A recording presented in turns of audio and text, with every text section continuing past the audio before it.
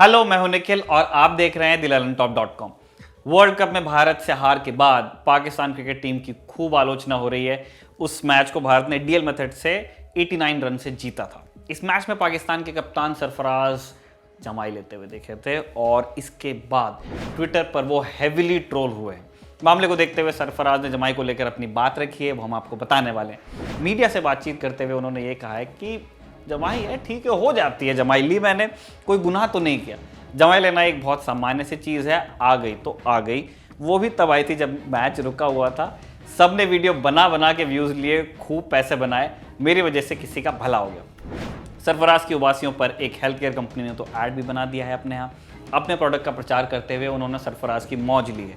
तस्वीर में एक तरफ उबासी मारते हुए सरफराज दिखते हैं, लिखा है गलत समय पर ऊँघना महंगा पड़ सकता है। दूसरी ओर एक कफ सिरप का विज्ञापन है, साथ ही टैगलाइन है, असर दिखाए बिना सुलाए। कफ सिरप के लिए ये कहा जाता है कि उसके इस्तेमाल से नींद और उबासी आने लगती है।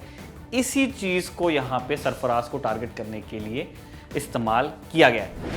पाकिस्तान का सेमीफाइनल में पहुंचना अब काफ़ी मुश्किल लग रहा है। सेमीफाइनल अगर वो खेलना चाहते हैं तो उन्हें सभी मैचेस में बहुत अच्छा परफॉर्म करना पड़ेगा।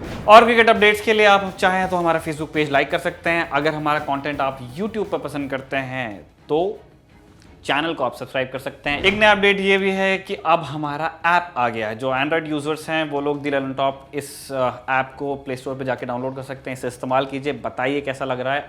अगर इसमें किसी सुधार की गुंजाइश है तो हमें लिखिए। बहुत बहुत शुक्रिया।